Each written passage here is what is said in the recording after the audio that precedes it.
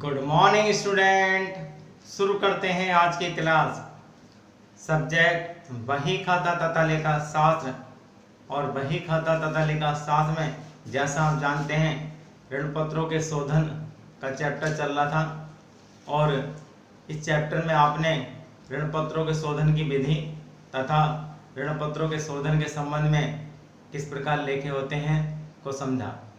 आज practical question के माध्यम से समझते हैं ऋण पत्रों के शोधन के संबंध में किस प्रकार लेखे होते हैं। प्यारे बच्चों, ये क्वेश्चन है 1 अप्रैल 2011 को स्टार लिमिटेड ने 100 रुपए वाले 30,000 8% ऋण पत्रों का 5% अधिमूल्य पर निर्गमन किया। 30,000 ऋण पत्र हैं, 8% उनके इंटरेस्ट रेट है और एक ऋण पत्र 100 रुपए का है और ये 5% अधिमूल्य पर निर्गमन किया है, जिनका शोधन 31 मार्च 2015 का होना है। 31 मार्च 2015 को इनका शोधन होना है, इनका भुगतान होना है।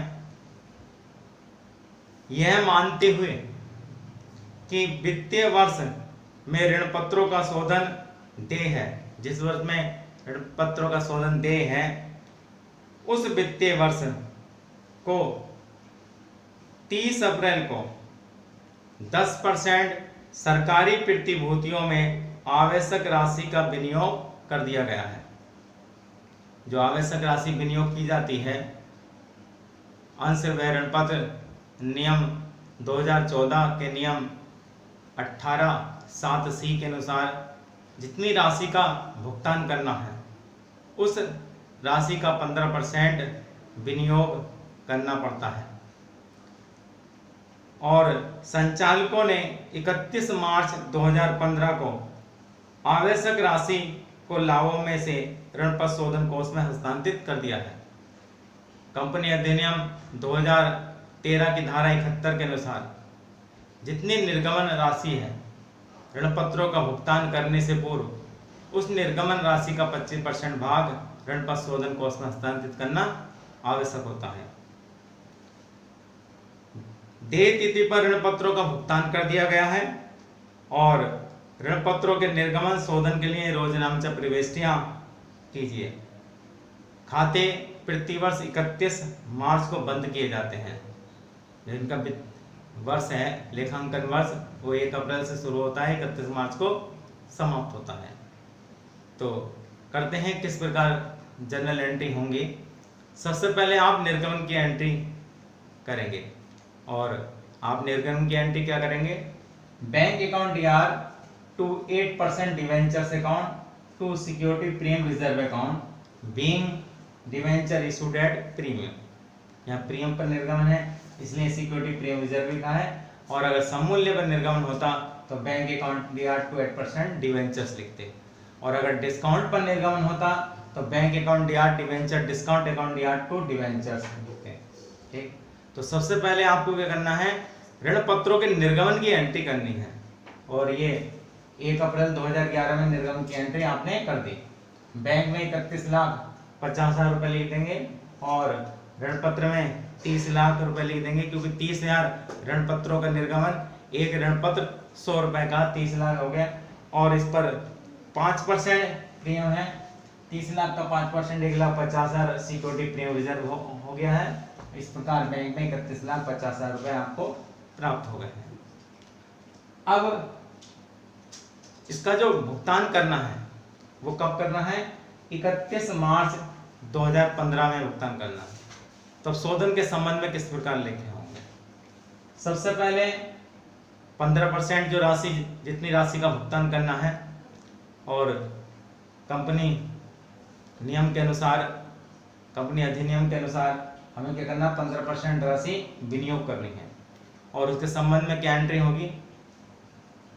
Debenture redemption investment account DR to bank being amount invested. ये सरकारी प्रतिभूतियों में इसने इन्वेस्ट किया है, इसे प्रतिभूतियों में या बैंक में स्थायी जमा कर सकते हैं। और 30 लाख के ऋण पत्र थे जिनका भुगतान करना है 30 लाख का, 15% कितना हो गया? 4,50,000। तो 4,50,000 की राशि हमने इन्वेस्ट कर दी नियमानुसार। उसके बाद 25% राशि जो कंपनी अधिनियम 2013 की धारा 71 के अनुसार निर्गमन राशि का 25% ऋण पर शोधन कोष में हस्तांतरित करना पड़ता है। तो surplus in statement of PLDR to debenture redemption reserve account being amount transferred, इसमें कितनी 25% राशि ये कंपनी अधिनियम 2013 की धारा 71 के अनुसार ये हमें हस्तांतरित करनी पड़ती है।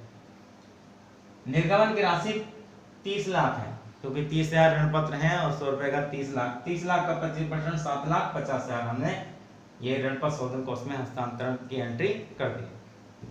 इसके बाद अब ऋण पत्रों का भुगतान किया जाएगा, और ऋण पत्रों का भुगतान के लिए सबसे पहले आप जो आपने इन्वेस्टमेंट किया था वो राशि आप प्राप्त कर लेंगे, और प्राप्त करने की क्या एंट्री होगी, bank account DR to debenture redemption investment account और टू इंटरेस्ट, यह इंटरेस्ट भी इस पर मिल रहा है, और अमाउंट रिसीव्ड, यहाँ 11 माह का इंटरेस्ट हो जाएगा, क्योंकि 30 अप्रैल को आपने इन्वेस्ट किया था और 31 मार्च को आप इसको राशि प्राप्त कर रहे हैं, तो ये 11 माह हो गए, और 11 माह का इंटरेस्ट निकाल देंगे। 4,50,000 का 11 माह का इंटरेस्ट 41,250 हो गया।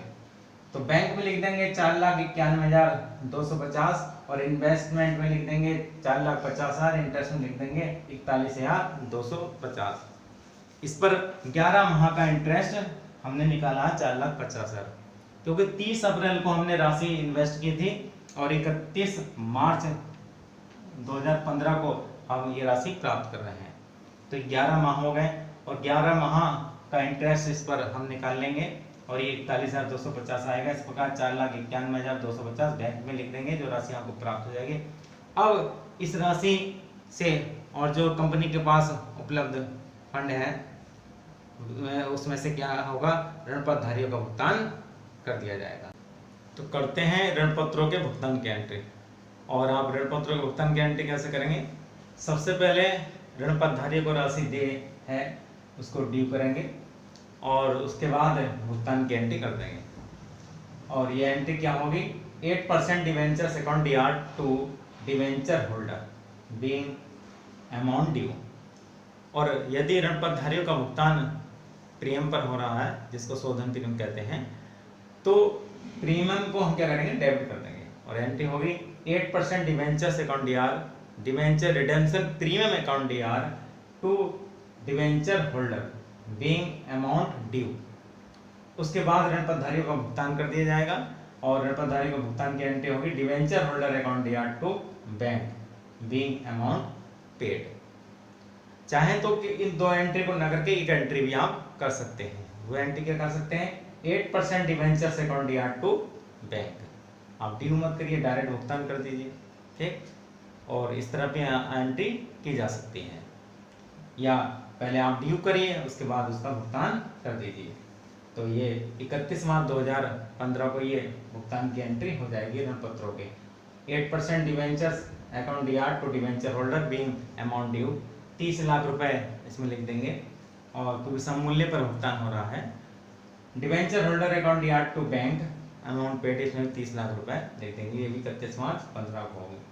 उसके बाद ऋण पत्रों का भुगतान होने के बाद जो ऋण पत्र शोधन कोष में राशि हस्तांतरित की गई है उसे सामान्य संचय में हस्तांतरित कर दिया जाएगा, और उसकी एंट्री आप क्या करेंगे, debenture redemption reserve account DR to general reserve account being amount transferred, 7,50,000, क्योंकि 7,50,000 आपने हस्तांतरित किए थे, जितनी निर्गमन राशि थी उसका 25%। तो प्यारे बच्चों, इस प्रकार ये क्वेश्चन आपका कंप्लीट हो जाता है, और उम्मीद करते हैं सबकी समझ में क्वेश्चन अच्छी तरह से आया होगा।